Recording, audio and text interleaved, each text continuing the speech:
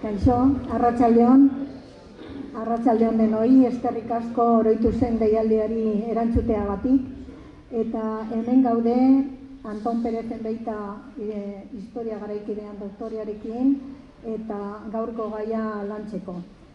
El tema que tenemos es la represión de la homosexualidad durante el franquismo. Y por parte de Oroitus es la primera vez que tratamos este tema, que le damos visibilidad y que queremos que sirva un poco como reparación a este colectivo, bueno, que ya nos va a contar Antón cómo fue también sañudamente perseguido, ¿no?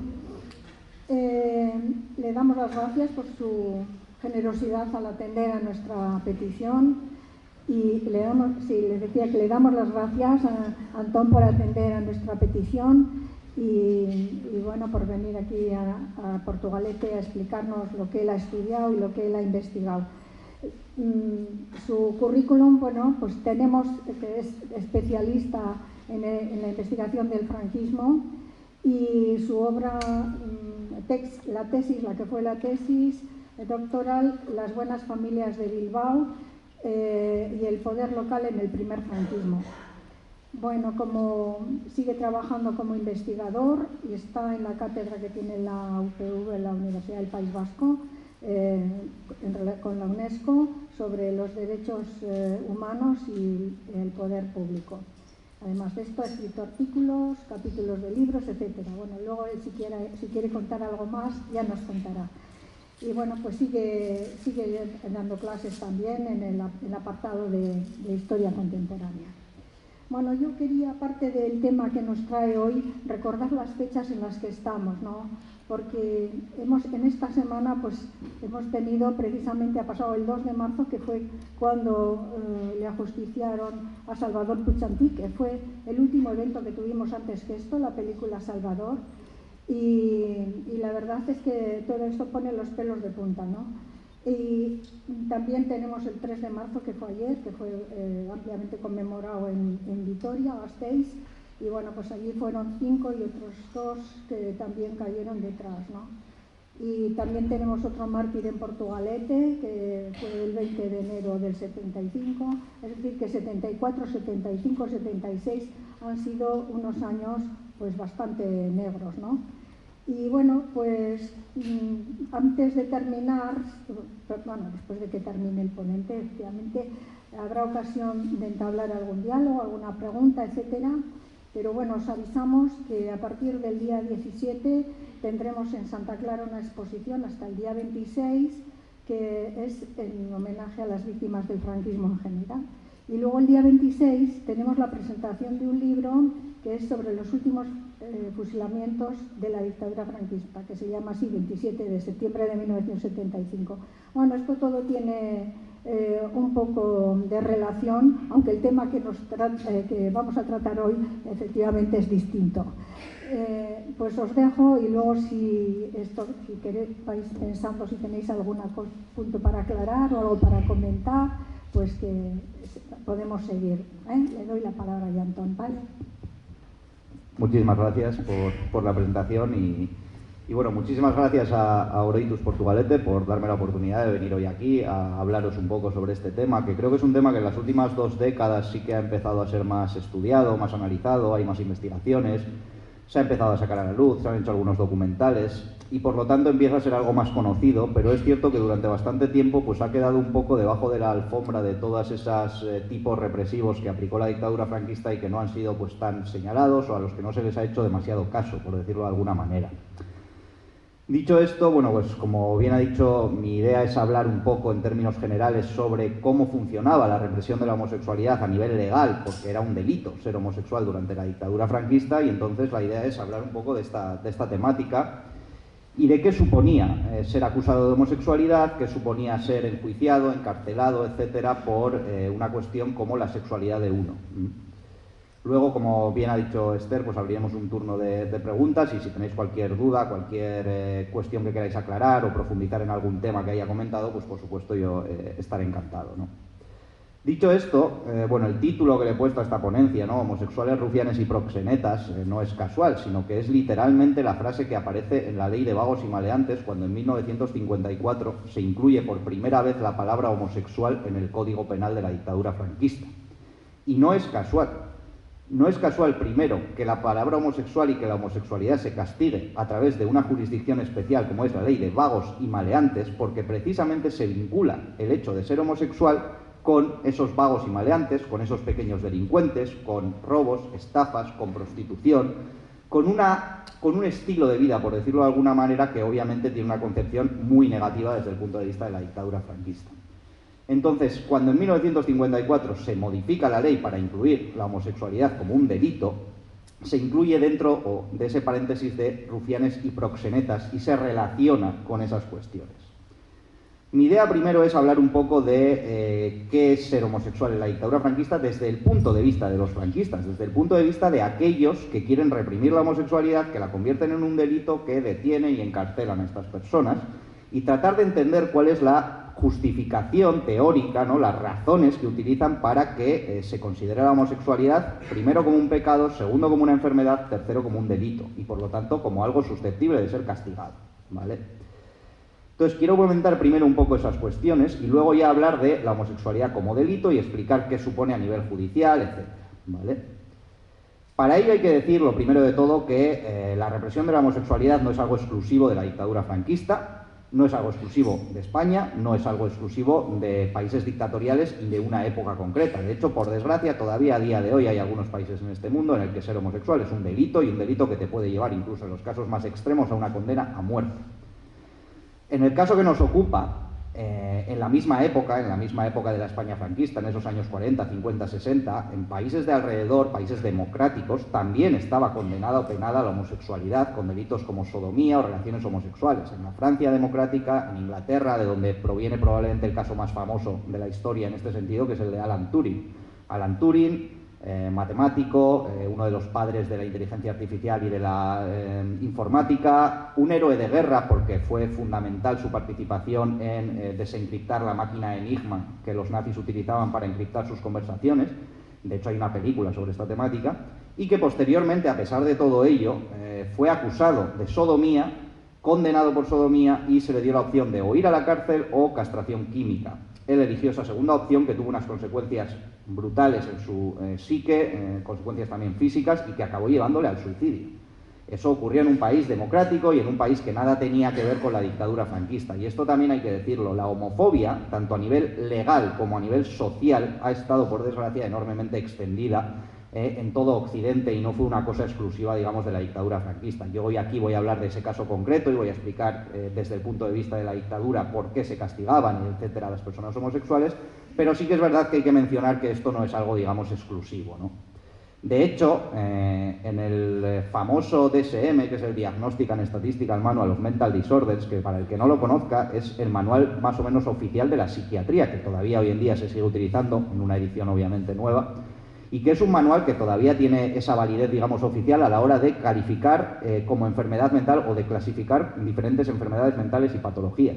Hasta 1973, este manual consideraba la homosexualidad como una enfermedad mental. Y oficialmente la psiquiatría consideraba la homosexualidad como una enfermedad mental. Creo que es algo que es bastante significativo. De hecho, hasta la edición de 1981 no se quita definitivamente la homosexualidad y desaparece de este manual. Lo digo también porque uno de los pilares fundamentales de la represión de la homosexualidad precisamente es la parte, digamos, psiquiátrica, y eso también va a tener su reflejo en el caso de la dictadura franquista. Por otro lado, hablo de la represión desde un punto de vista legal, ¿vale? Porque es lo que yo he podido analizar, lo que yo he podido estudiar, para lo que hay documentación, que luego comentaré, porque la documentación y el acceso a la misma es otro mundo y es un problema que nos hemos encontrado quienes hemos estudiado e investigado este tema muchas veces. Pero por otro lado está la represión social, digamos, la homofobia extendida en la sociedad, que existía antes de la dictadura franquista y que por desgracia también continúa existiendo después de la dictadura franquista, y que incluso hoy en día, aunque desde luego la situación pues ha mejorado muchísimo y no tiene punto de comparación, también sigue existiendo. Es decir, la homofobia como tal no ha desaparecido. Y en ese sentido hay que agradecer el trabajo que han hecho diferentes asociaciones, activistas, periodistas, historiadoras e historiadores que se han dedicado a entrevistar y a recoger los testimonios de muchísimas personas que durante esas épocas del franquismo, sobre todo los años 60, 70, pues sufrieron de esa represión no solo legal, sino también social. Yo recuerdo un caso muy concreto de una persona que hablaba de cómo había barra libre para insultarlos, para maltratarlos, para pegarlos, y nadie hacía absolutamente nada, porque además era algo que socialmente estaba bastante aceptado y asimilado como algo normal.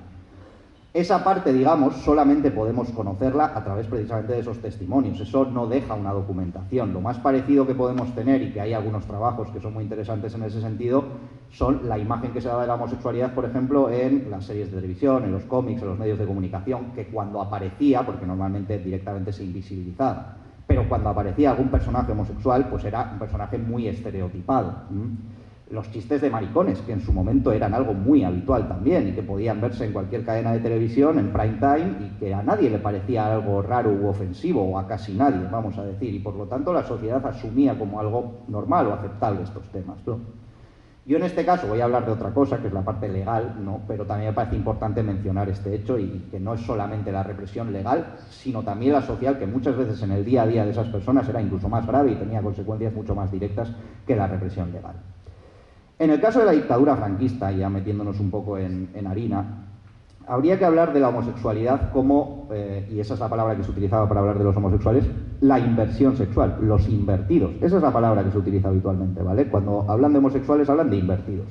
Y hablan generalmente de hombres. También se habla de la homosexualidad femenina. La homosexualidad femenina también estuvo perseguida, también fue castigada, pero es verdad que mayoritariamente, y lo vamos a ir viendo a lo largo de esta charla, lo que más se condena y lo que más grave se considera por las élites de la dictadura, religiosas, jurídicas, psiquiátricas, es la homosexualidad masculina. Y se entiende como invertido, se utiliza esa palabra invertido porque se considera que los homosexuales masculinos eran hombres que adoptaban el rol sexual de la mujer, y por eso lo de invertidos sexualmente hablando, ¿vale? Una de las cuestiones más claras en la represión de la homosexualidad en la dictadura franquista es el hecho público. Si uno llevaba su homosexualidad disimuladamente, si uno era homosexual pero nadie lo sabía y nadie se enteraba, no era tan grave como la persona que públicamente pretendía vivir esa sexualidad y que obviamente no podía porque era brutalmente reprimida.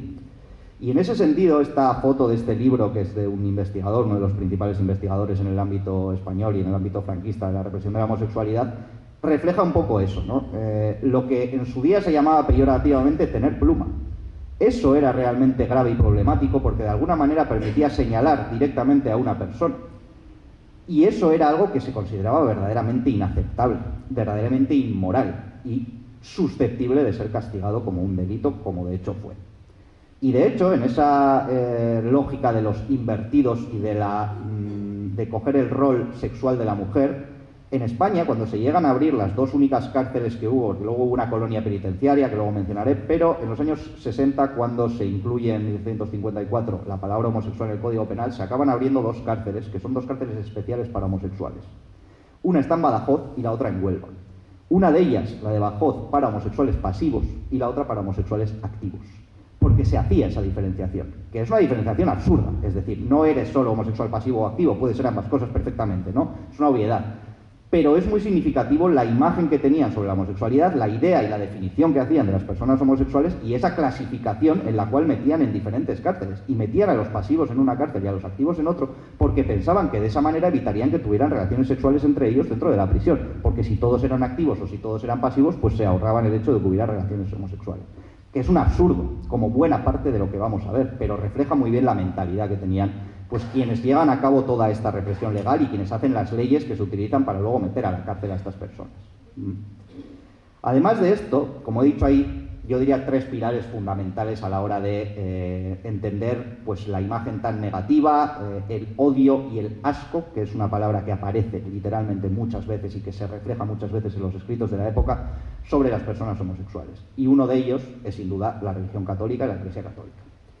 El hecho de que el catolicismo consideraba la homosexualidad un pecado, y un pecado grave, un atentado moral contra la Iglesia, contra Dios, contra la sociedad, fue muy importante. Y además tenemos que tener en cuenta una cosa, y es que estamos hablando de una época en la que todavía buena parte de la población era católica, era creyente, y por lo tanto muchas personas homosexuales eran católicas, eran creyentes, iban todos los domingos a la iglesia y escuchaban lo que tenía que decir el sacerdote de turno. Esos sacerdotes, esos curas, eran referentes morales para esas personas y por lo tanto las consecuencias que pudieran tener, hablo a nivel psicológico, personal, el hecho de ser señalados como pecadores, como degenerados, como personas que estaban mal, que tenían algo anormal en su interior, pues tiene consecuencias verdaderamente dramáticas en esas personas, porque a fin de cuentas esos sacerdotes estaban imbuidos de una autoridad moral. Ellos determinaban en cierta medida qué estaba bien y qué estaba mal.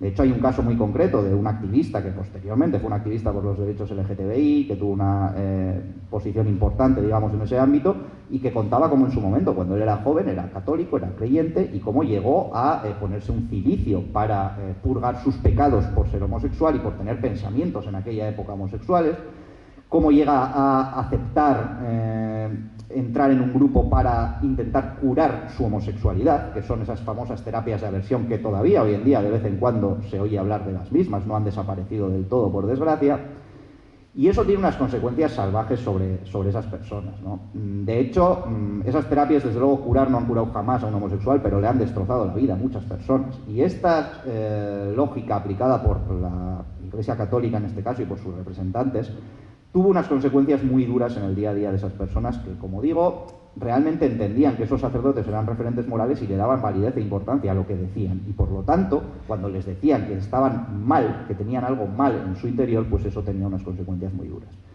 No solo eso, sino que ya a un nivel, digamos, más directo y más práctico en lo que la represión legal se refiere, el hecho de que la homosexualidad entre en el Código Penal en el año 1954 no es casual.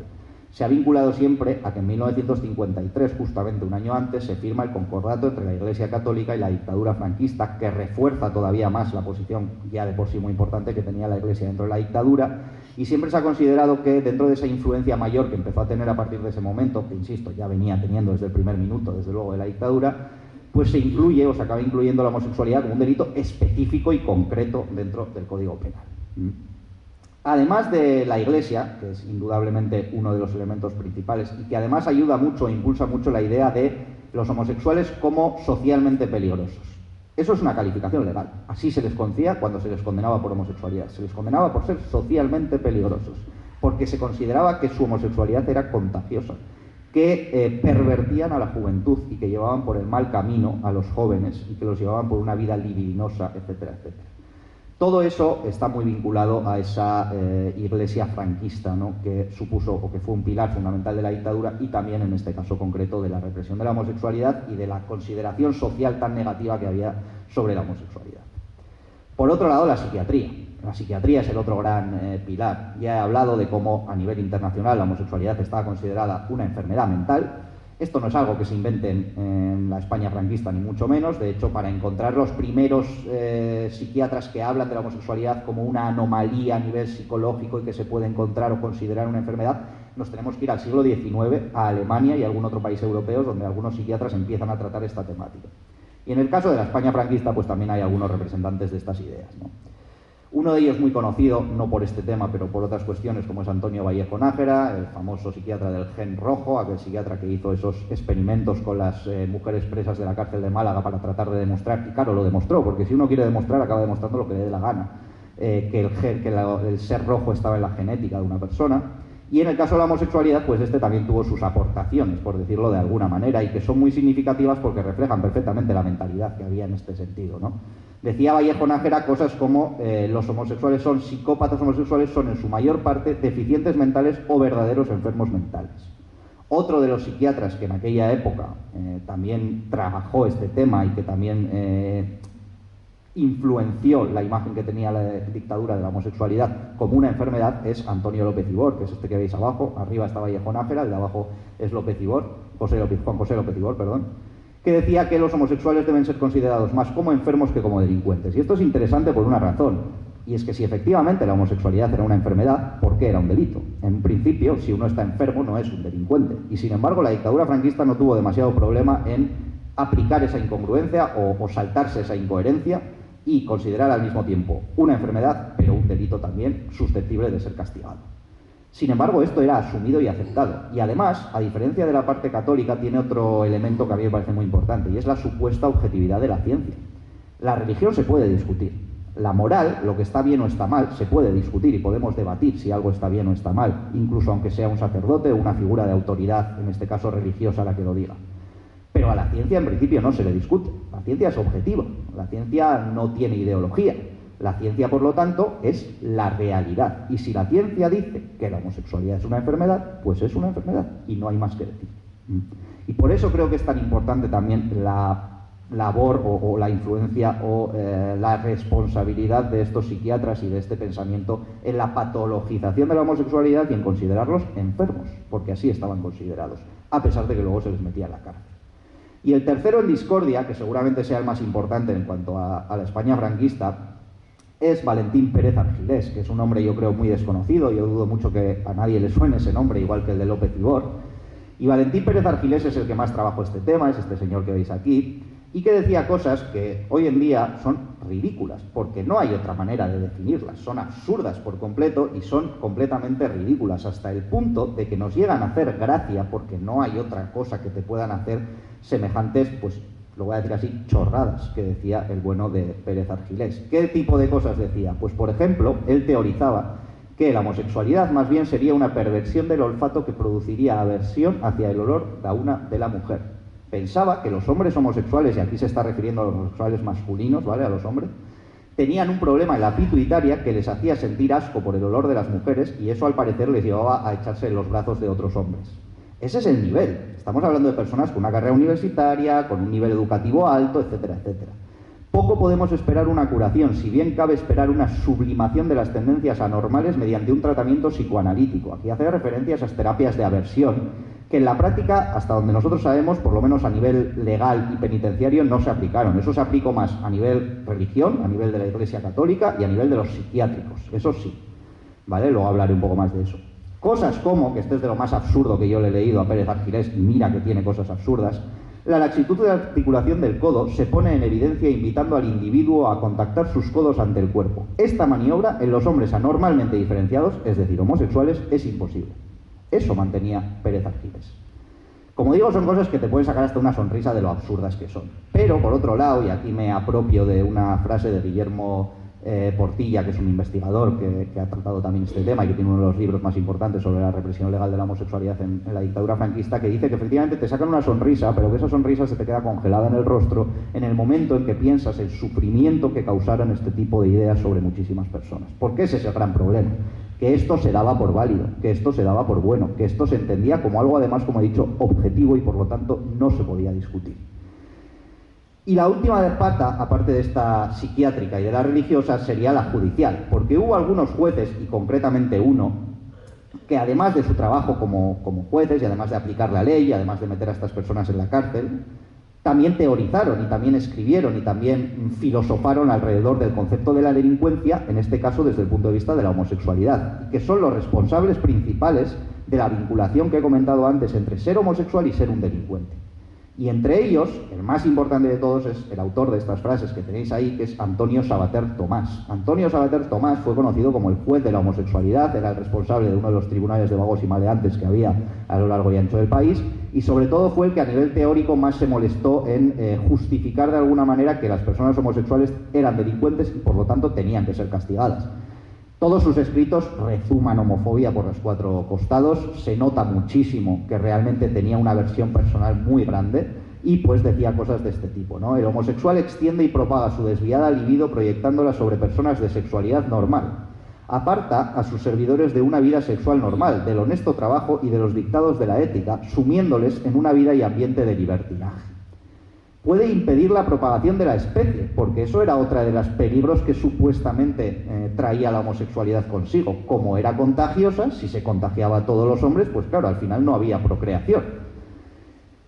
Suele ir acompañada de taras degenerativas y deja una estela innegable de atentados contra la honestidad, estafas, chantajes, corrupción y hasta homicidios. Esa última frase refleja muy bien lo que estoy diciendo de que se considera que la homosexualidad va de la mano con un estilo de vida delictivo y con ser un delincuente. Y de hecho, la represión legal de la homosexualidad de la dictadura franquista tiene un componente de clase clarísimo. Es decir, estas personas generalmente son personas de clase baja o clase media-baja. Son personas que no tienen la capacidad económica, por ejemplo, que eso no quiere decir que si uno era rico librado, ¿vale? Pero si uno era rico, o si uno tenía una posición económica buena, podía simple y llanamente llevar su vida sexual de manera más disimulada. Podía tener un piso propio donde hacer lo que le viniera en gana. En cambio, los casos que nosotros hemos podido analizar de los tribunales de vagos y maleantes, en el 90% de los casos, estamos hablando de personas que pertenecen a esas clases más bajas y que, por lo tanto, tienen sus relaciones sexuales muchas veces en espacios públicos, con lo cual, espacios públicos me refiero pues a un cine, unos baños públicos, un coche en un descampado, ¿vale? Y todo ello también es importante. De hecho, en las sentencias aparece reflejada la posición económica de la persona y se considera un agravante más el hecho de que no tenga un buen trabajo, de que no pueda llevar, por lo tanto, una vida honesta y de que una vez más se vuelva a llevar a cabo esta vinculación, ¿no? Si no tiene un buen trabajo, si no tiene una vida honesta, entonces es que estará robando, estará estafando, estará cometiendo hurtos y otros delitos para poder vivir, básicamente. Y entonces se crea un poco esa unión, esa fusión entre ser homosexual y ser un pequeño delincuente, un delincuente común. Antonio Sabater Tomás llega a escribir este libro, Peligrosidad Social y Delincuencia, en el que teoriza todas estas cosas y en el que explica cuál es su punto de vista sobre por qué los homosexuales han de ser considerados delincuentes, no solo por el hecho de ser homosexuales, sino también porque la homosexualidad conlleva ese tipo de vida, ¿vale? Entonces serían estos tres pilares fundamentales los que a nivel teórico de alguna manera justifican la represión de la homosexualidad, la represión de la homosexualidad durante la dictadura franquista en España. Y como he dicho, he hablado sobre todo del caso de los hombres, y la mayoría de estos teóricos, de estos psiquiatras, de los religiosos, hablan de hombres homosexuales. ¿Quiere decir esto que las mujeres no eran reprimidas por ser homosexuales? No, no quiere decir eso. Pero quiere decir que había una visión diferenciada sobre la homosexualidad masculina y femenina. Cuando hablan de la homosexualidad femenina, que tienen, digamos, sus capítulos aparte en sus libros, estos psiquiatras, dicen cosas como las que podéis leer ahora en la pantalla, ¿no? La homosexualidad femenina es un entretenimiento pasajero mientras llega la virilidad de un macho ejemplar. Cuando se te pone delante un verdadero macho español, se te quita toda la tontería. Y es que era así, ese era el grado, el nivel de pensamiento que tenían. Y la homosexualidad femenina no es contagiosa, por lo tanto, no está bien, por supuesto que sí, no es aceptable, por supuesto que no, es un pecado también a nivel religioso, pero no tiene una consideración tan negativa socialmente hablando como la masculina. El punto de arranque de la homosexualidad femenina es más antiguo, una aspiración que existe en toda mujer, ser hombre y amar a la madre y procurar alimento. Bueno, aparte del machismo brutal que resuma esta frase, también es una especie de mezcla entre la síndrome de Edipo de Electra, una amalgama extraña a nivel psiquiátrico, pero que de alguna manera tampoco agrava tanto o considera tan grave la homosexualidad femenina, ¿no? Y luego se dice la perversión femenina no es congénita ni hereditaria, sino adquirida y síntoma de una neurosis profundamente arraigada, es decir, también es una enfermedad, también se patologiza. ¿Qué ocurre con las mujeres? Bueno, yo en todos los expedientes que he visto de tribunales de vagos y maleantes, que estoy hablando de los tribunales de vagos y maleantes de Bilbao y que son un centenar de expedientes más o menos, no hay ni un solo caso que afecte a mujeres. Y a través del delito de escándalo público, que también se utilizaba para reprimir la homosexualidad, he encontrado únicamente un caso. Como digo, ¿significa eso que las mujeres no eran castigadas por ser lesbianas? No. Significa que había otras herramientas, otros mecanismos que utilizaba la dictadura para ello. Y entre ellos, de los más importantes, y que además ahora ha estado bastante, pues en los medios de comunicación ha aparecido bastante a través de un libro que se acaba de publicar, el Patronato de Protección a la Mujer. Patronato de Protección a la Mujer, que eran básicamente reformatorios religiosos, o que estaban vinculados a reformatorios religiosos para mujeres de entre 16 y 23 años, también incluía, digamos, o también estaban ahí metidas aquellas mujeres que eran lesbianas y que se les metía en el patronato, se les metía en esos reformatorios religiosos donde se intentaba reeducar a esas personas y llevarlas por el buen camino. En el caso de las que eran mayores de 23 años, por ejemplo, también existían las prisiones especiales para mujeres caídas. Eso durante la dictadura fue un tipo de cárcel específico donde se metía a aquellas mujeres que llevaban a cabo delitos que se consideraban inmorales, por ejemplo, prostitutas, pero también mujeres lesbianas, también madres solteras, adúlteras, etcétera, etcétera. Cualquier delito que tuviera, digamos, un tufo inmoral, que tuviera ese aspecto de inmoralidad dentro del mismo, ¿no? Además de todo eso, la psiquiatría es el otro gran ejemplo, los psiquiátricos. Muchas mujeres fueron ingresadas en psiquiátricos, incluso por su propia familia, donde eran medicadas, donde se les aplicaban terapias de aversión, etc. ¿Qué ocurre con estos temas? Que a nivel documental no hay prácticamente documentación sobre esta temática. Del patronato algo más, pero por ejemplo el patronato en el País Vasco es un agujero negro, no hay prácticamente documentación sobre este tema y por lo tanto a la hora de analizarlo pues te das contra una pared. Las prisiones especiales de mujeres, en el caso del País Vasco no había ninguna, la más cercana es Santander, la prisión especial de las mujeres oblatas de Santander. El fondo se ha perdido, no sabemos nada. Tú preguntas allí y te dicen que allí no tienen nada. Y en el caso de los psiquiátricos, todavía, bueno, no sé si peor, pero tampoco puedes encontrar esa información porque es información médica protegida por la Ley de Protección de Datos y a la que es dificilísimo acceder en caso de que todavía se conserven esos expedientes personales de cada uno de los pacientes que entraron en esos centros psiquiátricos y que habría que ir analizando uno a uno para comprobar pues cuáles tienen que ver con la represión de la homosexualidad femenina en este caso, ¿no? Por todo ello, es un tema que ha sido estudiado, pero mucho menos que la represión de la homosexualidad masculina, porque no hay documentación o no está accesible. Gracias a los testimonios de diferentes mujeres sabemos muchas cosas de este tema, pero a nivel documental hay un vacío enorme y es realmente complicado analizar este tema, ¿no? Luego voy a hablar de ese caso único que yo he encontrado, porque además me parece francamente interesante y que tiene una serie de características que son muy interesantes de esas dos mujeres, ¿no? Dicho esto, he hablado un poco a nivel teórico de lo que era la homosexualidad, ¿no? Hablemos ya a nivel de delito. Efectivamente es un delito ser homosexual. Como he dicho, hasta el año 1954 la palabra no aparece en el Código Penal. Entonces, hasta 1954, ¿cómo se reprimía a los homosexuales? Pues a través del delito de escándalo público, que obviamente se utilizaba para la represión de la homosexualidad y para muchas otras cosas. Pero dentro de eso, los homosexuales también eran acusados y condenados a través del delito de escándalo público. Hay que decir en este caso que esto también es un tema poco estudiado, porque sobre todo cuanto más nos acercamos a la actualidad, ¿no? Cuando uno busca documentos de los años 60, 70, de final de la dictadura, nos encontramos con la Ley de Protección de Datos que en ocasiones te impide ver estos expedientes. Yo es verdad que en mi experiencia personal he visto de todo y archivos en los que a mí me han enseñado estos expedientes sin ponerme ninguna pega y ha habido en otros en los que no me han querido enseñar absolutamente nada. Entonces esto es un poco dependiendo de, pues un poco la arbitrariedad de la persona que sea responsable de la custodia de esos documentos, ¿no? En el que estáis viendo en portada, sé que no se lee nada bien, pero este es un caso de un expediente de escándalo público. Y he puesto este en concreto porque también tiene una característica que me parece interesante y que me parece que refleja perfectamente la homofobia que había en la sociedad de la época. Porque esto es un documento que está en sede judicial, que es un documento oficial. No es un documento escrito por alguien en su casa. Quiero decir, esto es el expediente penitenciario de una persona. Y aunque no se lee nada bien, esto que pone aquí, ¿vale? Que no lo leéis en absoluto, pero lo que pone aquí es pederasta y asqueroso. Hay que decir que este expediente no tiene nada que ver con la pederastia, que aquí no hay ningún menor de edad metido en este expediente, ni nada por el estilo. Pero aún así, se insulta a esta persona en el expediente, en la portada del expediente, de manera pues bastante gratuita, y me parece que es algo que refleja perfectamente esa imagen que había, ¿no? Y ese verdadero asco y esa homofobia que estaba tan extendida al punto de que aparezca, pues eso, que no aporta en principio absolutamente nada al expediente, pero que alguien, no sabemos quién, pues apuntó en este expediente, ¿vale? Debajo del nombre de la persona expedientada, de la persona que fue acusada. Respecto al escándalo público, ¿qué implica que te acusen de escándalo público la dictadura franquista en esa época? Bueno, pues un castigo de 6 meses de prisión, eso de primeras, a veces un poco más, a veces un poco menos, dependiendo de los atenuantes, pero de base eran 6 meses, porque era lo que establecía la ley, y una multa de entre 1.000 y 5.000 pesetas. Antes ya he dicho que la mayoría de personas encausadas no son precisamente gente que tuviera dinero. ¿Qué ocurre? Que casi nunca pueden pagar esas multas. Entonces, al final, esos 6 meses de prisión aumentaban, porque al no poder pagar la multa se aumenta la pena de cárcel, básicamente. Esto también lo que demuestra es lo que he dicho antes, que eran gente generalmente de una posición económica media o baja y de hecho nunca tienen o casi nunca tienen un abogado propio, suelen ser defendidos por abogados de oficio que generalmente aceptan los cargos y ya está, no hay realmente una defensa, ¿eh? Y luego hay otro aspecto muy importante y es precisamente que el delito de escándalo público, por definición, debería de ser algo que ocurre en la vía pública. Y la mayoría de las veces será así, hay que decirlo, pero no siempre. Hay ocasiones en las que se acusa y se condena a una persona por un delito de escándalo público por algo que hace en la intimidad de su casa. Y el caso de esas dos mujeres que he dicho antes es un ejemplo perfecto de eso.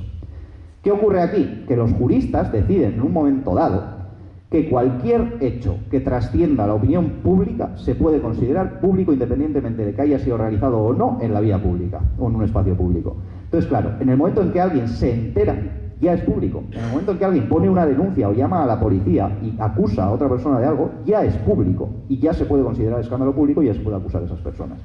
Y el ejemplo más claro, como decía antes, es el de esas dos mujeres, que son dos mujeres que mantienen relaciones en la habitación de la casa particular de una de ellas, es decir, menos público es difícil que sea. ¿Qué ocurre? Que esa mujer comparte piso con otras personas y es una de esas personas con las que comparte piso la que acaba denunciándola y tal y como aparece en la denuncia, no es que se entere, pues no sé, porque estaban haciendo mucho ruido, se entera porque mira a través de los agujeros de la puerta a ver qué estaba pasando en esa habitación. Y así aparece la denuncia, ¿vale? Se acostaron juntas con propósitos libidinosos, algo que vieron por unos agujeros de la puerta. Lo ve, llama a otra persona para que ella también mire y tener una segunda testigo y después denuncian a la policía.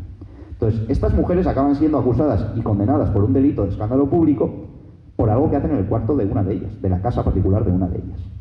No solo eso, sino que este caso es todavía más, tiene una serie de características todavía más reseñables, digamos, ¿no? Subrayables. Por un lado, de esas dos mujeres, a una de ellas directamente la destierran de la provincia.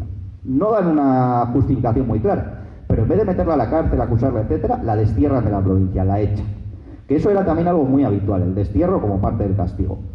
Y luego a la otra la meten en una prisión especial de mujeres de las Oblatas de Santander. Pero no solo eso, sino que a su hermana, que no tenía absolutamente nada que ver con el tema, la meten a la cárcel junto a ella porque consideran, cuando hacen la investigación para ver qué tipo de vida llevaba esta mujer, que su hermana también lleva un tipo de vida inmoral y contrario a las buenas costumbres. Y acaban metiéndola a la cárcel a pesar de que ella no tiene absolutamente nada que ver con todo este tema y con lo que le da pie a este expediente. Ni siquiera se aparece o ni siquiera se hace referencia a que sea lesbiana o no sea lesbiana, o simplemente se dice que tiene una vida inmoral. Y por lo tanto, como tiene una vida inmoral, ya está justificado enviarla a esa prisión especial de mujeres Oblatas de Santander, ¿no? Las Oblatas es la orden religiosa que gestionaba esa cárcel.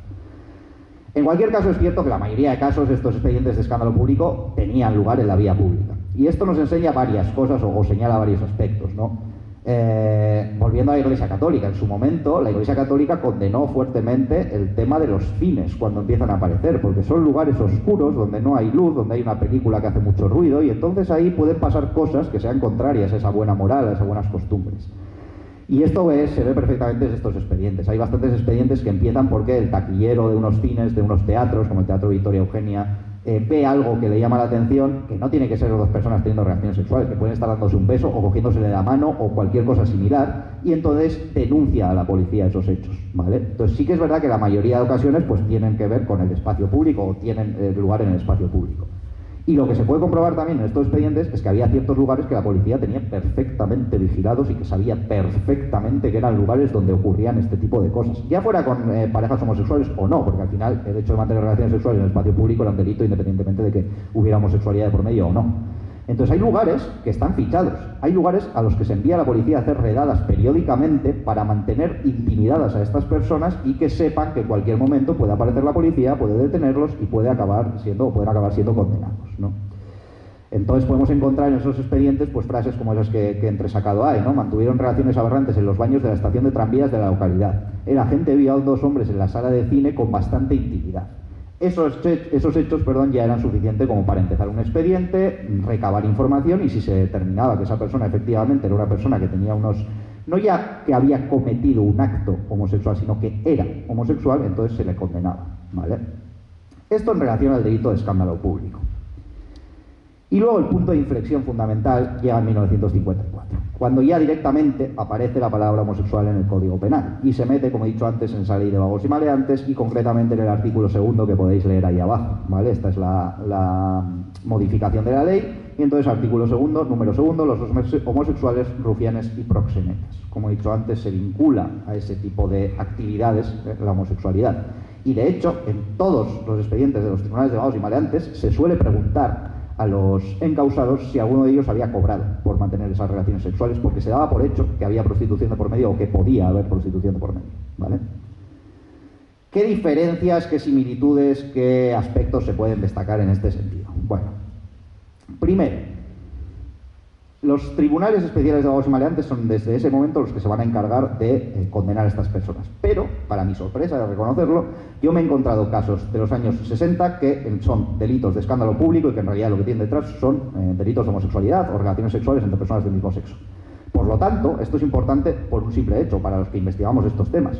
Si queremos investigar esto de verdad, tenemos que tener en cuenta que a partir del 54 no vale con fijarse solamente en la documentación de los tribunales de vagos y maleantes, porque una parte de esos expedientes siguen incoándose y siguen gestionándose a través del delito de escándalo público. No tengo una razón clara al respecto, más allá de que los tribunales de vagos y maleantes tuvieran demasiado trabajo y no pudieran hacerse con todos esos expedientes o no pudieran gestionar todo ese volumen de delitos, porque no hay una explicación clara de por qué en estos casos se lleva a través del tribunal de vagos y maleantes y en otros no, ¿vale? Pero bueno, parece algo significativo por comentar.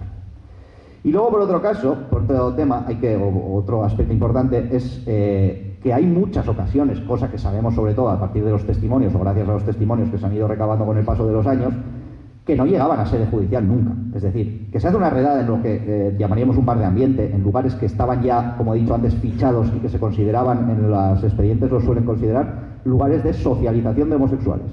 Entonces, eran sitios que ya tenían más o menos vigilados. De vez en cuando hacían una redada, detenían a X personas. De esas X personas, muchas no eran luego condenadas. Simplemente se los llevaban a comisaría, les metían una paliza, a veces abusaban sexualmente de ellos y los violaban, y luego los sacaban a la calle y ya está. Porque el objetivo era intimidarlos, el objetivo era que no supieran, que sintieran que estaban siendo vigilados, que sintieran que no podían vivir ni mucho menos libremente su sexualidad, ni siquiera en esos lugares o en esos espacios que podían considerar más o menos seguros.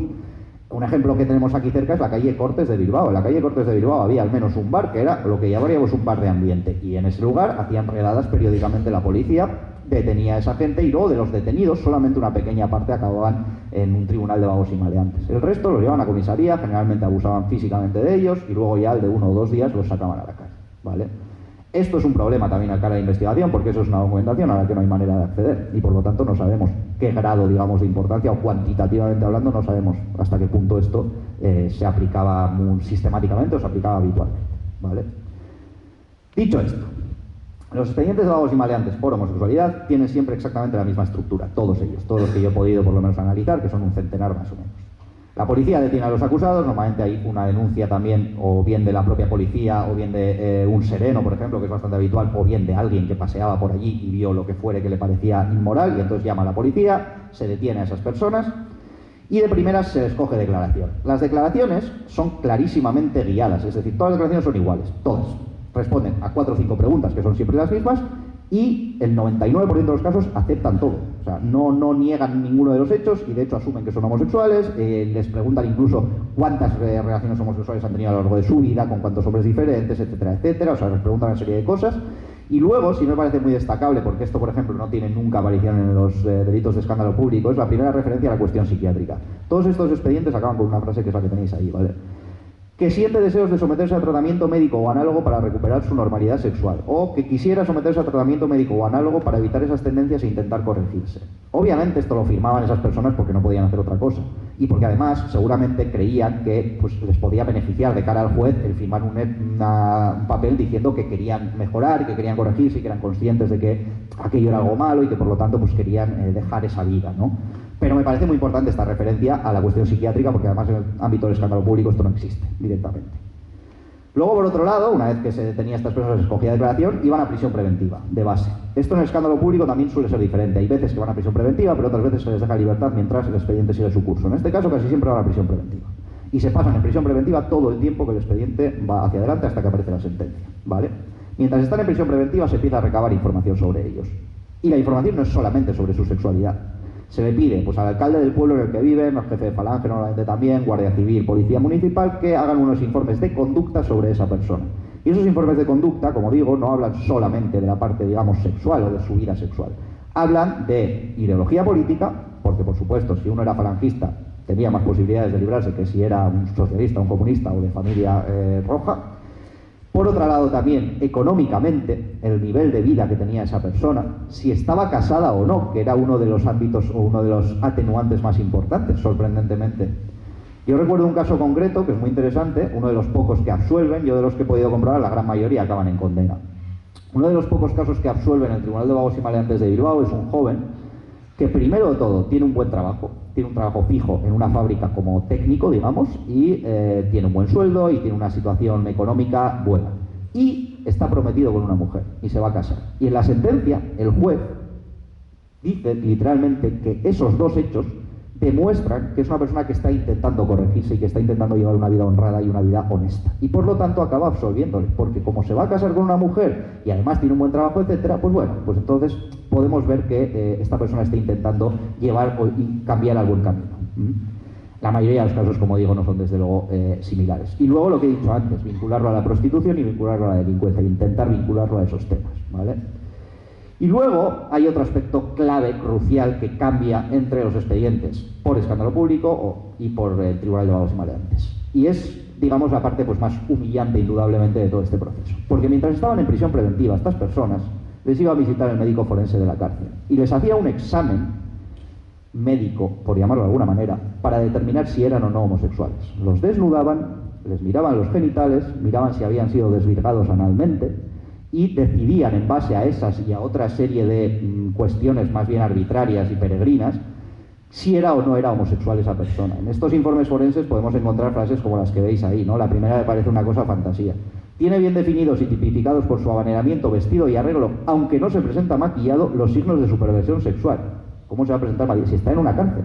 Vamos a ver que esa persona está en la cárcel cuando le hacen este análisis. Y aún así, destaca el hecho de que no se presente maquillado, ¿no?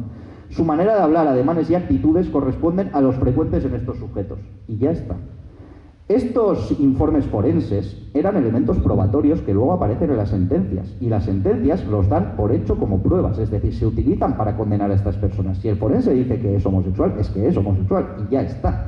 Igual que los informes de conducta. Los informes de conducta también aparecen en las sentencias y también son una razón más para acabar condenando a estas personas.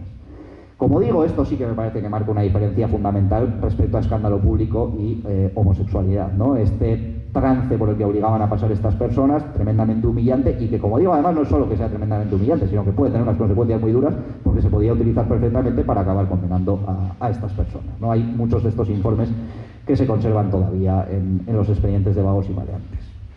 Y una vez que pasaba todo este proceso, que estamos hablando de un proceso de varios meses, incluso hasta un año en más de una ocasión, ya aparece la sentencia. Como digo, la grandísima mayoría de las que yo he podido ver son sentencias condenatorias. Se absuelve en muy pocas ocasiones, aunque también hay algunos casos. La sentencia los considera socialmente peligrosos, así aparece siempre referenciado, se considera socialmente peligrosa esta persona, y se les condena prácticamente siempre a lo mismo, ¿vale? Las condenas son muy parecidas. Y tiene un punto muy interesante. Lo que dice la ley, que es prisión de entre 3 meses y un año, ¿vale? En un establecimiento de trabajo o colonia agrícola con absoluta separación de los demás.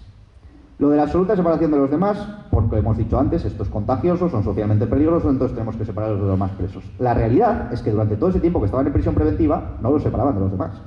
La realidad es que ese tiempo que pasaban en prisión preventiva no lo pasaban en una cárcel especial para homosexuales ni en una colonia penitenciaria agrícola. Lo pasaban en las prisiones que les tocaban. Si les tenían en Donosti, pues en su momento en Ondarreta y luego Martutene. Si les tenían en Bilbao, en la prisión provincial de Bilbao, que estaba en la Rínaga, o después en Basauri. Y si les detenían en Galicia, pues la prisión que les correspondiese en Galicia. Porque hay que decir que el Tribunal de Vagos y Maleantes de Bilbao, aunque era con ese nombre conocido, tenía jurisdicción sobre todo el norte del país hasta Galicia, ¿vale? Entonces hay casos de muchas zonas diferentes. En la práctica, por lo tanto, hay una incongruencia entre lo que dice la ley y lo que plantean teóricamente de que son peligrosos, de que son contagiosos, de que hay que separarlos de los demás, etcétera, y lo que hacen, porque estas personas las meten en la cárcel con el resto. Y además, como pasaban tanto tiempo en prisión preventiva y la condena era entre 3 meses y un año de cárcel, la mayoría de las veces, cuando sale la sentencia, la parte de la condena penitenciaria se da por cumplida.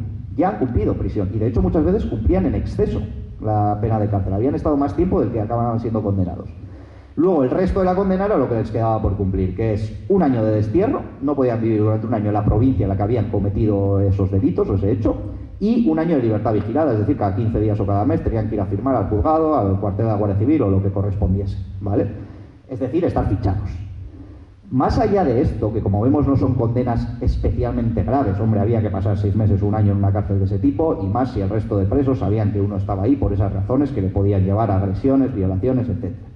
Pero más allá de eso, los propios testimonios en lo que inciden es que todo este proceso te acababa señalando y te acababa estigmatizando. Todo el mundo se enteraba de que eras homosexual. Y eso podía llevarte a ser repudiado por la familia, a ser repudiado por tu entorno social, a perder el trabajo perfectamente y a pagar una serie de consecuencias que no son las legales puramente, que no son talmente las que la ley establece, pero que tienen una gravedad también enorme y que de hecho a veces son incluso peores que la propia sentencia judicial, ¿no?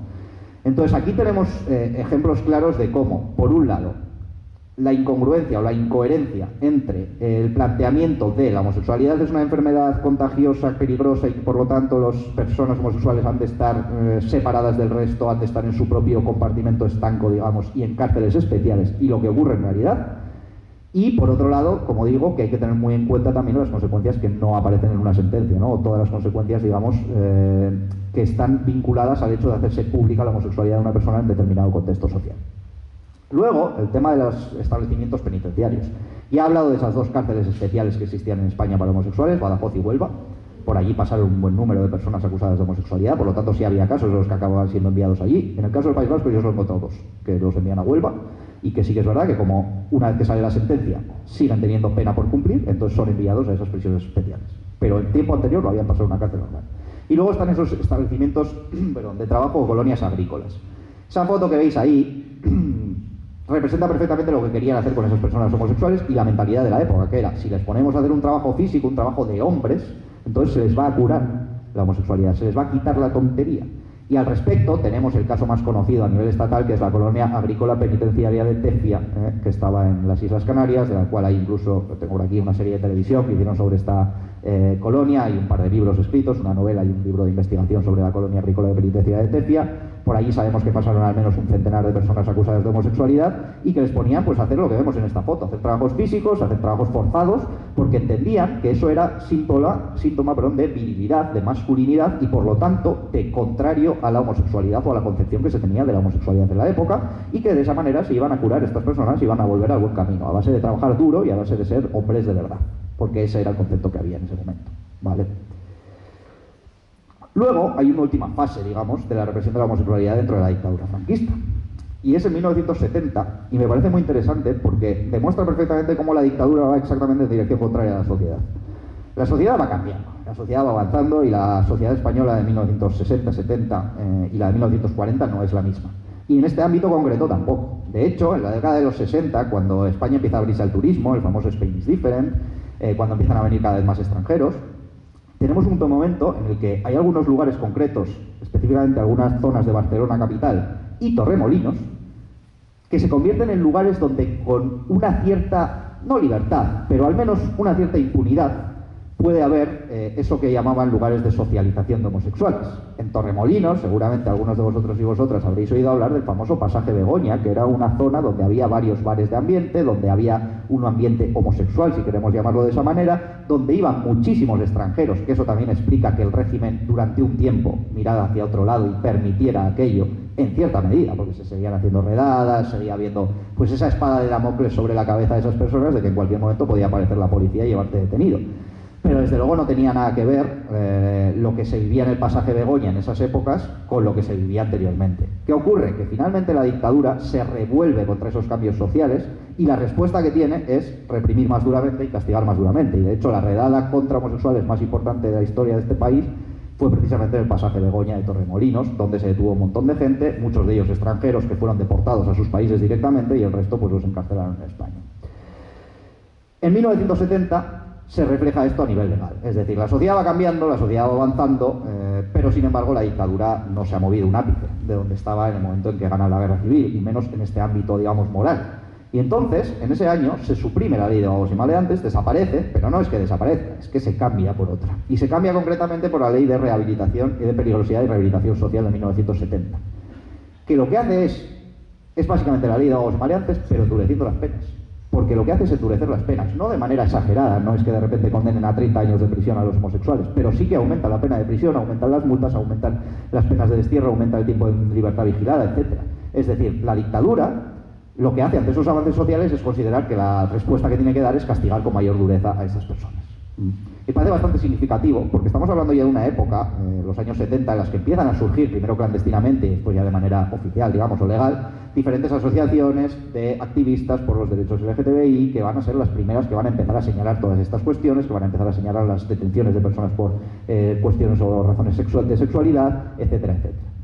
Esta ley estuvo vigente hasta 1978. Hasta 1978 en España era delito ser homosexual, ¿vale? A partir de ese momento es cuando por primera vez desaparece, y ya para no volver a aparecer por suerte, del Código Penal la palabra homosexual, y la homosexualidad deja de ser considerado un delito. Eso sí, eso no quiere decir que la homofobia desaparezca, ni muchísimo menos, y que la sociedad española de repente se convierta en una sociedad totalmente igualitaria, en una sociedad en la que no tenga cabida esa homofobia, ¿no? Pues por desgracia eso siguió ocurriendo, pero sí que es verdad que en ese año 1978 es cuando se acaba, digamos, la represión legal de la homosexualidad y deja de ser un delito. Ya para ir acabando, porque tampoco quiero alargarme demasiado, quería traeros un par de ejemplos, o algunos ejemplos, primero de esas redadas que he mencionado antes. Esto es un documento, o esto está sacado de un documento que se conserva a día de hoy en el Archivo Histórico Provincial de Vizcaya, que es un documento en el que se describe una redada que hace la policía precisamente en un bar de la calle Cortes, porque un ciudadano preocupado ha denunciado que en ese lugar se reúnen homosexuales y beben y tienen actitudes inmorales y libidinosas. Y de hecho se dice así: habiendo llegado al jefe de policía de Bilbao el hecho de que en esta capital existe un número considerable de jóvenes que practican el homosexualismo, pues se va a llevar a cabo esta redada, etcétera, etcétera. Esto nos indica dos cosas. Primero, lo que he dicho antes, que había lugares que estaban perfectamente vigilados, que se conocían y en los que de vez en cuando se llevaban a cabo esas redadas con el objetivo de intimidar a esas personas y de que no se sintieran libres ni seguras. Y por otro lado, ese ciudadano ejemplar, digamos, que es el que hace la denuncia. El hecho de que haya personas, que todavía por supuesto las había y no pocas, que al ver este tipo de actitudes considerasen que tenían que ser erradicadas y por lo tanto llamasen a la policía para que llevara a cabo este tipo de erradicación, ¿no? Y luego esto es ya un poco posterior, es justamente del 78, ¿vale? Justo antes de la desaparición de la Ley de Peligrosidad y Rehabilitación Social, y esto es, al contrario, esto es una denuncia publicada por una asociación a favor de los derechos LGTBI, en lo que hacen es precisamente denunciar una redada en la calle Cortes, nuevamente de Bilbao, que como digo estaba perfectamente fichada, en la que se detuvieron indiscriminadamente durante 4 horas y media a 258 personas que pasaron en su totalidad a las dependencias de la comisaría. Y luego dice: después de comprobar una serie de requisitos, fueron puestos en libertad un total de 244 personas, quedando detenidas los 14 restantes que pasaron a la cárcel de Basauri a disposición del juzgado de peligrosidad social. Esto es un ejemplo de lo que he dicho: se detienen a 200, casi 250, casi 260 personas, ¿vale? La gran mayoría no acaban siendo, porque estaban en un bar, quiero decir. Bien, serían homosexuales, todo el mundo lo sabría, pero ¿de qué les vas a acusar? ¿De estar en un bar? Tampoco valía todo, digamos, en ese sentido. ¿Qué se hace con esas personas si no se les puede condenar? Detenerlas, llevarlas a comisaría, darles una paliza y después sacarlas a la calle. Pero esas personas ya habían recibido ese aviso, ya tenían claro qué podía pasar si volvían a ese bar o si tenían pues, esa pretensión de libertad o de vivir su sexualidad de una manera más o menos libre, más o menos pública.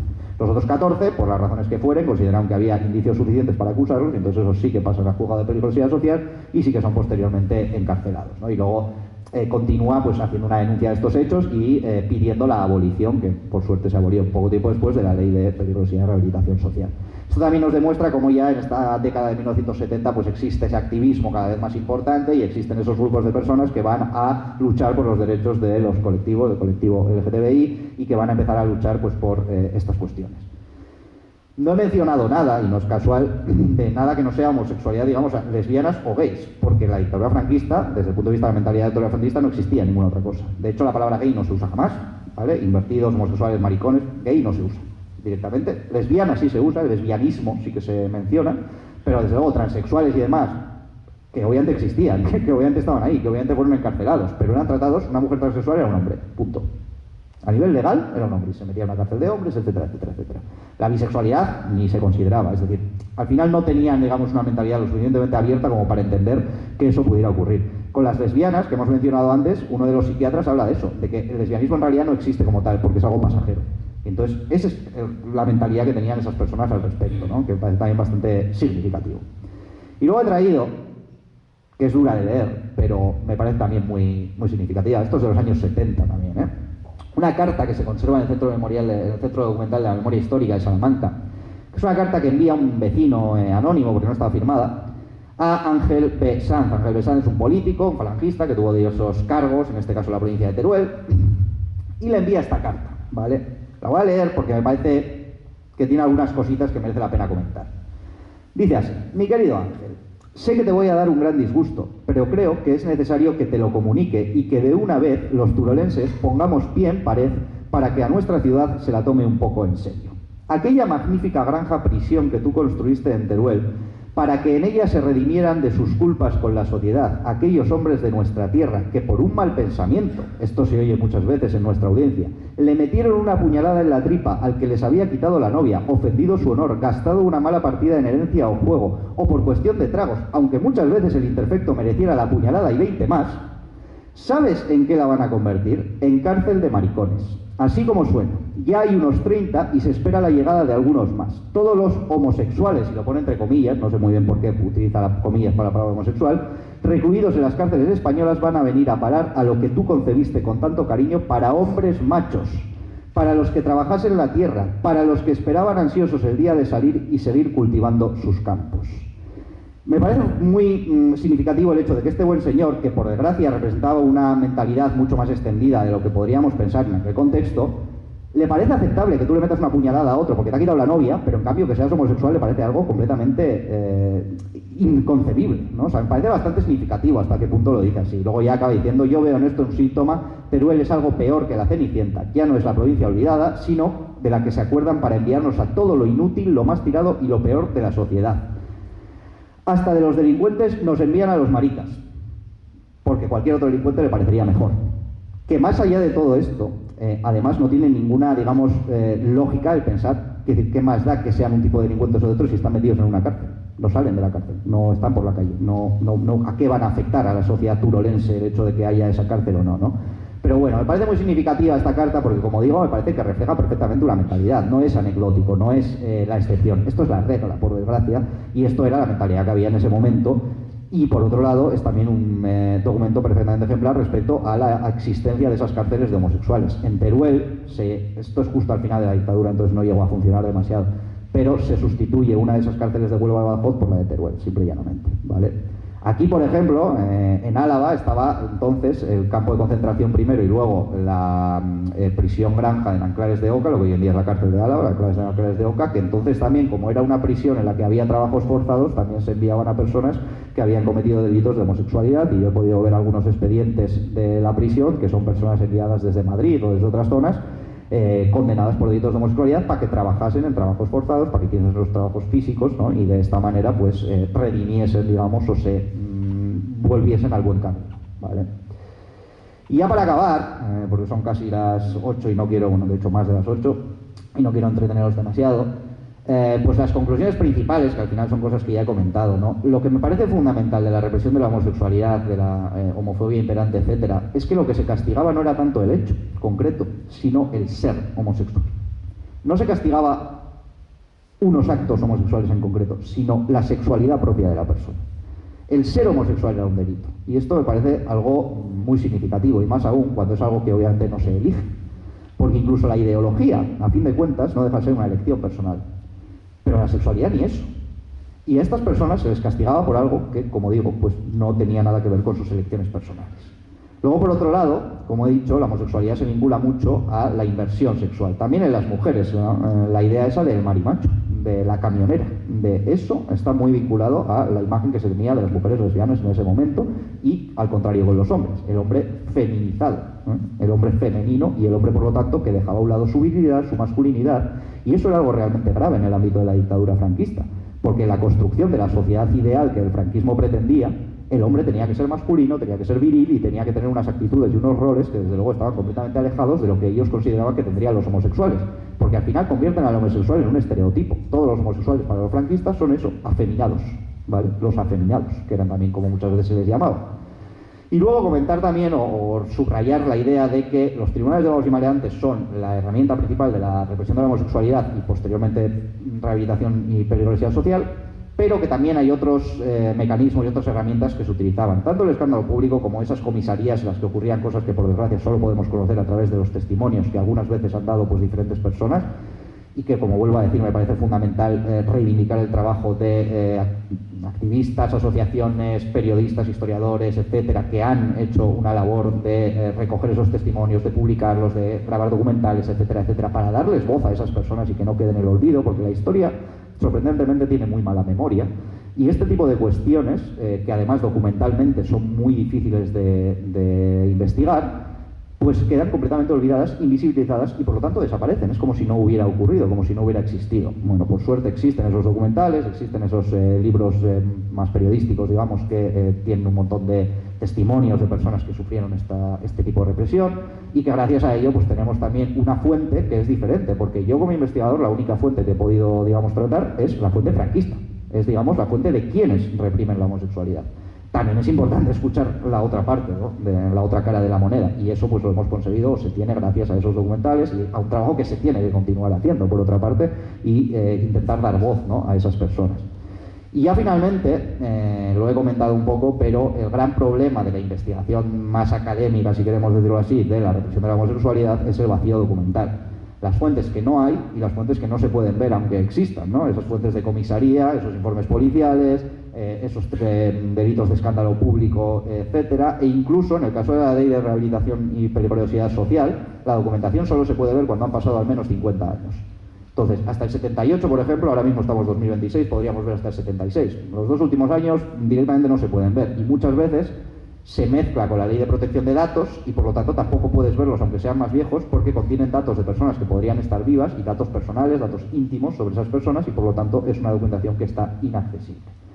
Por todo ello, creo que este es un campo en el que, como he dicho, en las últimas 2 décadas se ha investigado muchísimo, se ha avanzado muchísimo, hay una cantidad importantísima de artículos, libros más académicos, más periodísticos, la serie de televisión de Tecia que os comentaba antes, hay documentales sobre el pasaje de Begoña que son interesantísimos y que tienen además una gran cantidad de testimonios de personas que vivieron en primera persona todos esos hechos y que sufrieron las consecuencias de esta represión. Pero desde luego es un ámbito en el que hay que seguir empujando, el que hay que seguir estudiando, el que hay que seguir analizando y que sobre todo hay que intentar que pues, los poderes públicos permitan el acceso a esas fuentes porque quienes nos dedicamos a esto no tenemos ninguna intención de sacar a la luz el nombre y apellido de nadie, es que es un poco lo que se critica o lo que se pretende evitar, mejor dicho, con la Ley de Protección de Datos. Lo que tenemos la intención es de estudiar cómo se reprimía a las personas, en este caso por algo tan íntimo, tan personal como su sexualidad. Eskerrik asko, muchísimas gracias.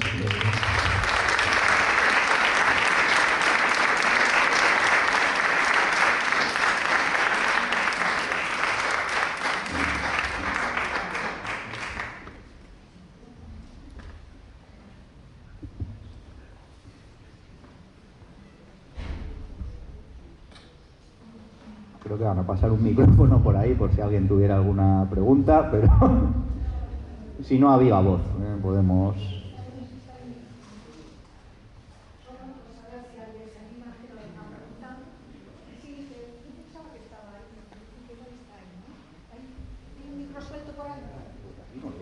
No lo ves, pues voy a preguntarle. No, detrás está encima de la mesa. Detrás, sí, ahora lo veo.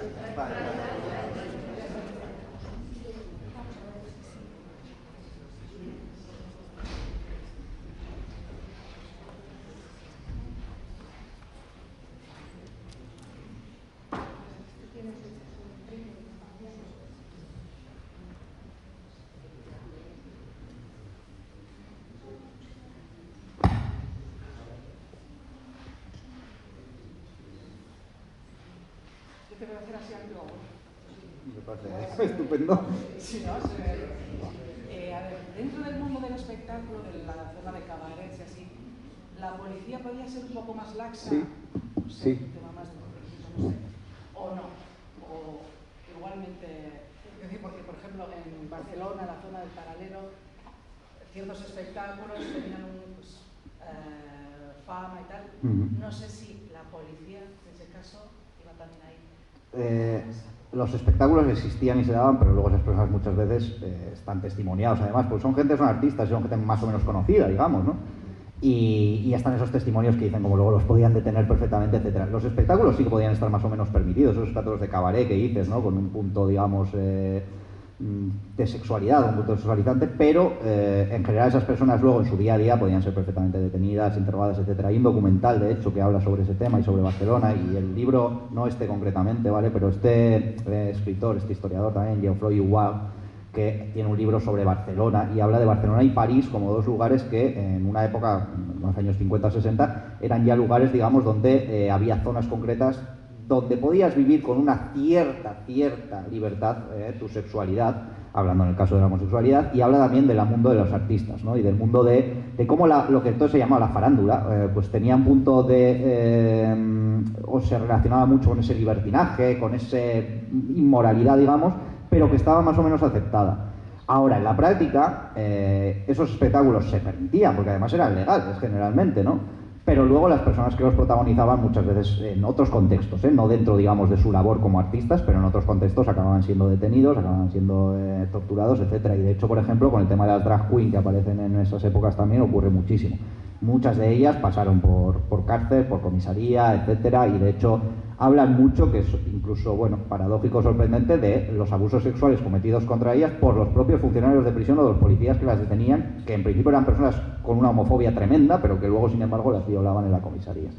Entonces, yo diría que por un lado hay una cierta, no libertad o no impunidad, pero bueno, existían sí esos espectáculos y todo el mundo sabía que esas personas eran homosexuales, pero luego en la práctica, en su día a día, pues seguían pagando las consecuencias.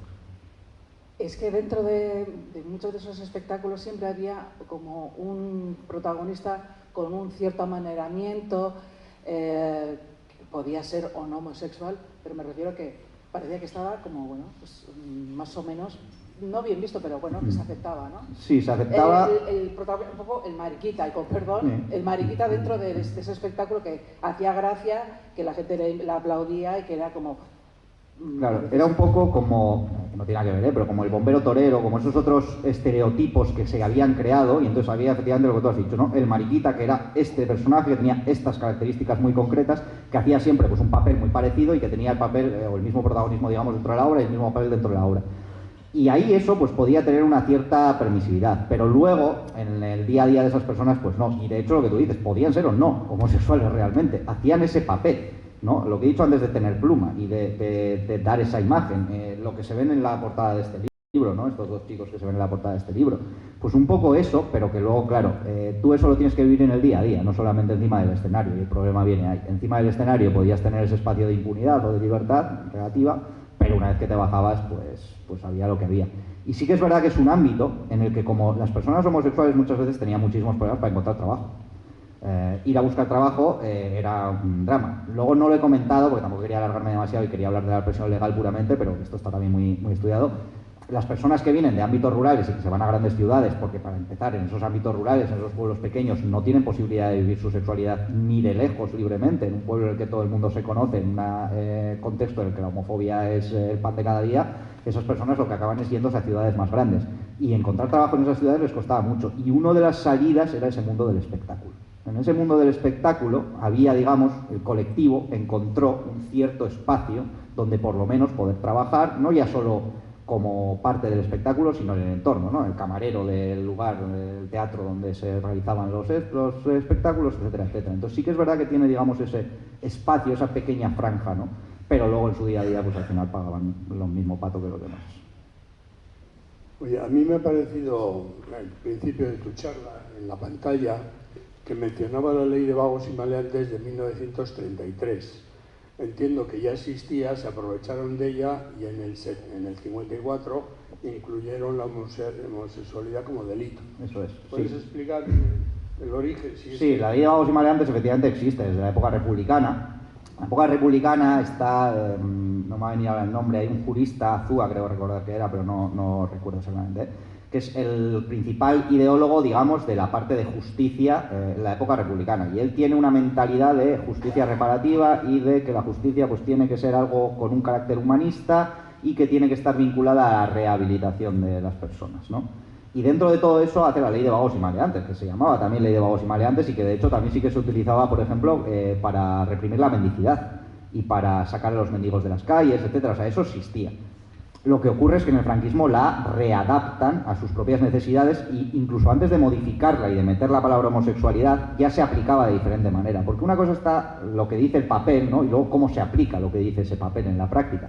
Y entonces durante la dictadura franquista la ley de vagos y maleantes, por ejemplo, se aplicó muchísimo también con el tema de la prostitución, a pesar de que durante bastantes años, hasta 1956 si no estoy equivocado, hay una prostitución legal en la dictadura franquista, hasta que la Iglesia puede volver a meter mano, digamos, y acabar aboliendo la legalización o la legalidad de la prostitución. Pero sí, existía desde 1933 y hay anteriormente también, con nombres diferentes, pero la misma idea, ¿no? De la ley de vagos y maleantes y de reprimir pues delitos, estafas, hurtos, pequeños robos, delitos de ese tipo, de esa índole, que no eran graves, que no eran delitos graves. De hecho no hay ningún delito de la ley de vagos y maleantes que tenga penas muy amplias, ¿no? Pero lo que hacen es cogerla y acoplarla. De hecho, no solo la ley de vagos y maleantes, la dictadura franquista no cambia el código penal hasta entrados los años 40. Los primeros años de la dictadura franquista cogen el código penal republicano, modifican alguna cosa y luego lo aplican como les da la gana y ya está. Yo, por aquí, agradecerte el trabajo de investigación que has hecho. Bueno, creo que es súper importante empezar a visualizar también, ¿no?, como esta parte desde la historiografía de la represión de la homosexualidad y de, bueno, pues, digamos, transversalizar, ¿no? Sería un poco como la idea de que, bueno, pues para entender qué pasó durante el franquismo, pues siempre intentar incluir, ¿no?, como esa visión, no solamente, digamos, desde esa perspectiva de género, sino también incluir dentro, o no sé si dentro de esa perspectiva de género también la cuestión del colectivo LGTB, pero bueno, en cualquier caso me parece que es fundamental que para entender la historia hoy en día hay que digamos, incluir, ¿no?, esta visión.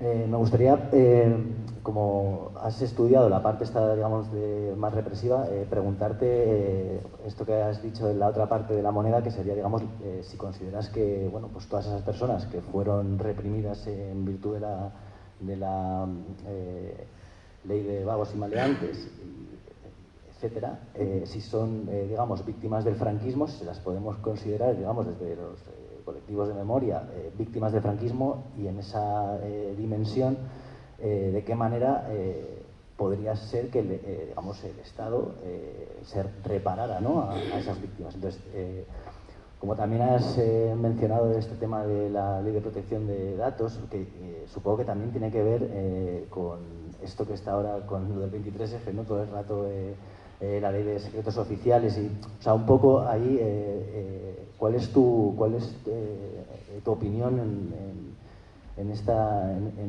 dimensión? Y por último, también simplemente, bueno, pues una reflexión en relación con estas interpretaciones historiográficas del franquismo, digamos, comparándolo con los países de la época, ¿no? Y como diciendo, bueno, en todos los países se reprimía la homosexualidad, en los países del entorno, por ejemplo, ¿no?, cuando se dice también había pena de muerte, por lo tanto, bueno, como que el franquismo, digamos, que estaba es como que se quiere equiparar, ¿no?, al régimen franquista con los países del entorno. Yo creo que ahí sí que es importante que desde la historiografía, pues bueno, pues digamos que evidentemente el régimen franquista era un régimen bueno, totalitario y genocida que, digamos, hasta qué punto no es comparable con las democracias del entorno. Yo creo que también esto, creo que siempre hay que decirlo, hay que incidirlo, o por lo menos decir, pues, los niveles de represión que había en el franquismo no eran comparables tampoco con los niveles, digamos, de represión social y de represión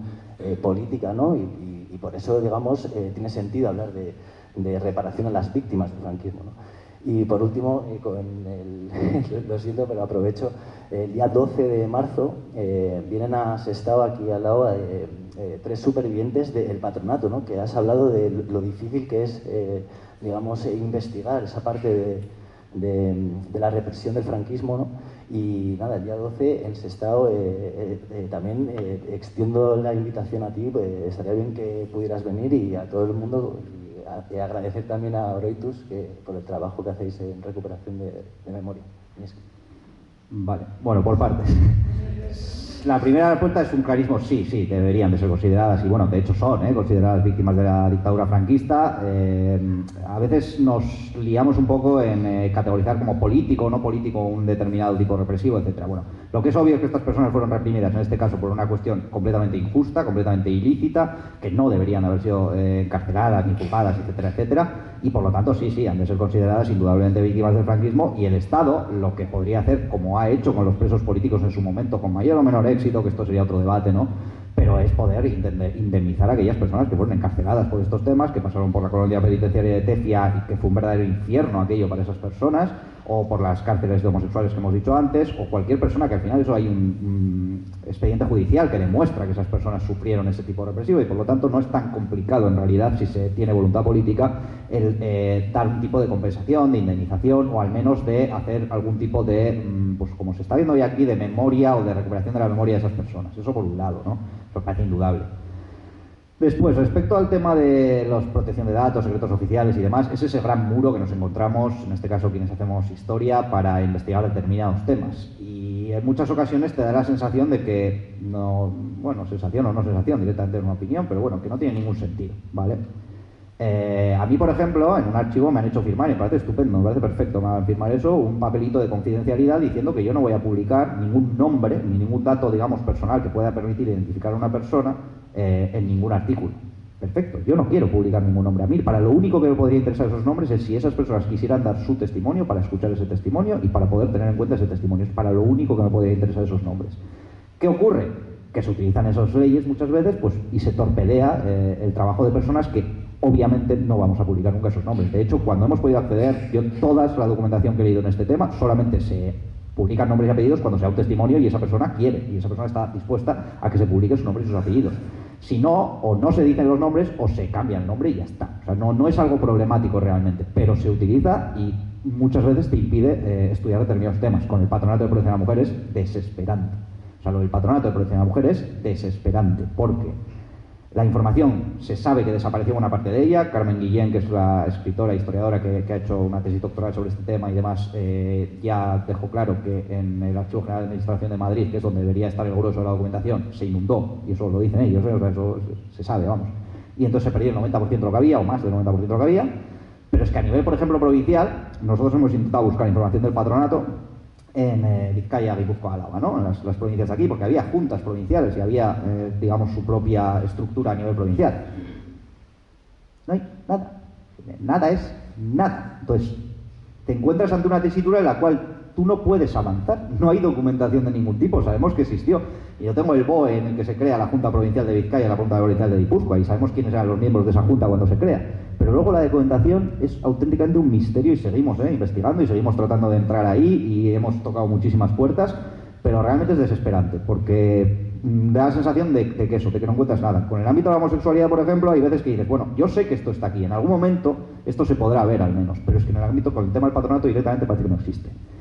Y sobre lo último que has comentado, bueno, nada más lejos de mi intención pretender equiparar la dictadura franquista a la Francia democrática o a Inglaterra o cualquier otro país democrático en ese sentido, ¿no? Yo lo que quería hacer ver simplemente es que, por desgracia, pues la homofobia y en este caso la represión también legal de la homosexualidad era algo bastante extendido y bastante habitual, ¿no? Y con ese caso que he comentado de Alan Turing, que es tan conocido, pero obviamente no tiene nada que ver. Y obviamente la dictadura franquista, que por algo fue una dictadura y por algo se diferencia claramente de esos países democráticos del entorno, con todas sus fallas, con todos sus agujeros, con todos sus problemas, ¿no? Que obviamente los tenían, pero no se puede equiparar ni muchísimo menos. La dictadura franquista, que es una dictadura además de corte fascista, una dictadura que llega al poder mediante una guerra civil y después de un genocidio, en fin. Creo que es realmente imposible de hacer una comparación, y el ejemplo que tú ponías de la pena de muerte, ¿no? Sí, bien, hay pena de muerte, y también en Estados Unidos actualmente, en algunas zonas de Estados Unidos sigue habiendo pena de muerte, pero eso no significa que podamos equiparar, porque al final la idea simplemente era un poco denunciar el hecho de que la homofobia y la represión de la homosexualidad pues también estaba demasiado o extendida en otros lugares, pero no equiparar esos lugares a la dictadura franquista, ni mucho menos.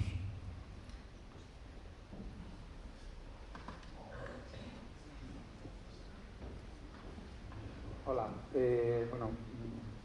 sorionas por no he podido llegar al principio y me da mucha rabia. Te podría pedir que en una parte me repitiese los primeros 20 minutos de la intervención. Ahora cuando te oía, has salido al final, me viene a la cabeza. Yo soy de pueblo, muy de pueblo, y reivindico además mi condición de zona rural, de un pueblecito de 600 habitantes, de Cuenca, y me venía la imagen, la figura de Pascasio, Cirilo, bueno, quiero decir, es una pequeña reflexión que hago, como las propias, allí no hay policía, bueno, sí estaba la Guardia Civil, pero bueno, quiero decir, era la propia comunidad, esto de comunidad pequeña, infierno grande, la propia comunidad es la que se encargaba de hacer desaparecer al homosexual. Entonces, bueno, pues se le casaba, se pactaba, o sea, se llevaba incluso a pactar con los padres de la persona en cuestión, se le casaba con esta persona y era un poco como, vale, no existe la homosexualidad. Y todo el mundo sabía que Cirilo o Pascasio eran homosexuales y demás, pero aquello no existía. O sea, es decir, la propia comunidad ya se encargaba de articular en todo una maraña de estrategias comunitarias para que aquello no saliese a... Bueno, todo el mundo lo sabía, pero aquello no ocurría, ¿no? Era un poco, es decir, entre todos hacíamos... la propia comunidad ya se encargaba de hacer de otra manera, ¿no? De ejecutar la ley de vagos maleantes, ¿no? Es decir, bueno, no se les castiga, sí, era un poco había un cierto desprecio, pero a la vez era la propia comunidad la que se encargaba de pactar cómo tenían que comportarse, cómo tenían que vivir. De hecho, se les casaron, yo recuerdo perfectamente se les casó a aquella gente, ¿no? Y, todo, y lo piensas ahora y dices, joder, Sí, obviamente, claro, es lo que decía antes, ¿no? Al final en un sitio donde viven pues, un número pequeño de gente y todo el mundo se conoce y todo el mundo sabe la vida de todo el mundo, y entonces realmente pues ese tipo de cosas era imposible disimularlo, ¿no? Era imposible negar esa realidad. Y lo que tú dices, pues lo que se hace es intentar invisibilizarlo. A mí me recuerda un poco lo que has dicho, aunque no lo compararía, ¿no? Pero con el caso clásico, y que solo es uno de los muchos, de Rock Hudson en Hollywood, que era homosexual, que todo el mundo sabía que era homosexual, pero entonces el estudio le casa con su secretaria para que no lo parezca, y hacen una boda y casan a aquella mujer con ese hombre a sabiendas de que era pues un paripé para intentar mantener el estatus, en este caso, de sex symbol masculino que tenía Rock Hudson, ¿no? En los pueblos, obviamente, ese tipo de estrategias existían. El problema es que documentarlas es imposible. Solo los testimonios. Lo que tú acabas de contar, por ejemplo, nos puede dar pistas sobre eso, porque, claro, no hay, digamos, una documentación, ¿no? que pueda demostrarnos ese tema o que pueda hablar de ese tema. Y luego lo que está muy vinculado también es a lo que he comentado antes, pues a esa gente que al final se largaba del pueblo. Y quizás no quería irse, pero no tenía otra opción si quería vivir su vida de manera un poco más libre, un poco más real, digamos, ¿no? Un poco más sincera y honesta consigo mismo. Entonces sí, esas estrategias sociales también existen, y el ejemplo más duro que yo he conocido, digamos, es el tema de ingresar en psiquiátricos a personas por su sexualidad, donde además como les medicaban, terapias de electroshock, en fin, aquello ya era un infierno. Y eso lo hacían las familias. Es decir, a los psiquiátricos no les interesaban la policía, no iba a la Guardia Civil a tu casa a llevarte al psiquiátrico. Eran las familias muchas veces las que por propia voluntad y porque también, pues lo que he dicho antes, ¿no? Al final repudiaban eso, llegaban a ese extremo, y si no a ese extremo, pues lo que acabas de decir tú, decir, bueno, vale que el niño haya salido así, pero vamos a disimularlo y vamos a ver si lo casamos y de paso tiene unos cuantos hijos y tal. Entonces sí, eso es una parte también de todo este tema, que el problema es que a la hora de estudiarla, pues ahí sí que hay un vacío documental, aunque no existe la documentación que nos pueda permitir estudiar esos casos más allá de los testimonios. Sí. Pero es muy interesante, sí, lo que comentas. Más que ya... Sí. Una última. ¿Se sabe si alguien de la Falange fue detenido? Pues me imagino que no. Pero bueno, no que no fuera, sino que fuese detenido o que alguien del movimiento. Yo solo he visto un caso, pero es un hombre que era miembro de la Falange, era guipuzcoano, no recuerdo ahora el pueblo, pero era miembro de la Falange. Y se hace mención a eso en el expediente, sí que lo detienen, en un principio y demás. Es uno de los poquísimos casos que yo he visto que se paga la fianza, no está en prisión preventiva, lo cual ya nos está hablando de pues, que es una persona que tiene unos posibles, o su entorno tiene unos posibles por lo menos, y acaba saliendo y acaba siendo absuelto. Aún así yo diría que ahí depende un poco de cada caso, pero obviamente lo que decía antes, cuando se hace un informe de buena conducta se mira lo político, y eso no es casualidad. Eso es porque nos interesa saber si esta persona es una persona de bien a nivel político desde el punto de vista del franquismo o no. Todo lo contrario también, como tuvieras una familia que hubiera estado en la época de la guerra del bando equivocado, pues estabas doblemente condenado, digamos. Yo, de lo que he visto, no sé a nivel estatal, digamos, porque hay muchísimos expedientes de estos temas y, hombre, igual hay alguno que sí, por poder podría ser, pero desde luego te ayudaba muchísimo el tener determinados contactos y el tener pues un carnet del partido también te ayudaba muchísimo, eso seguro, seguro.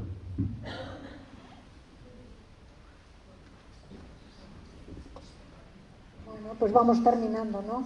Digo que te agradezco mucho tu disertación y ha sido muy interesante, has visto el coloquio que ha sido participativo también, y yo quería hacer una reflexión por lo que nos viene, que me da pánico solamente pensar, bueno, aparte de esta represión social que muchas veces, por ejemplo, los adolescentes, que yo he sido maestra, los adolescentes son tan crueles con los compañeros en clase sobre este tema y pensando pues eso, que esto a lo grande pues puede ser terrible, ¿no?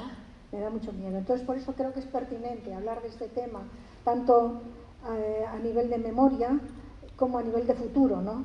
Esto es lo que ahora mismo hay unas leyes que parece que protegen estas condiciones, pero que pueden desaparecer en un tristras, ¿no? Sí. Entonces, bueno, pues eso es lo que me da para reflexionar. Solo por acabar con el punto de vista un pelín más optimista, que estoy totalmente de acuerdo con lo que has dicho, pero yo veo una diferencia para bien muy grande en este ámbito entre lo que yo viví cuando yo tenía 16 años y lo que veo ahora, por ejemplo, en mis alumnos de 18 años de la universidad.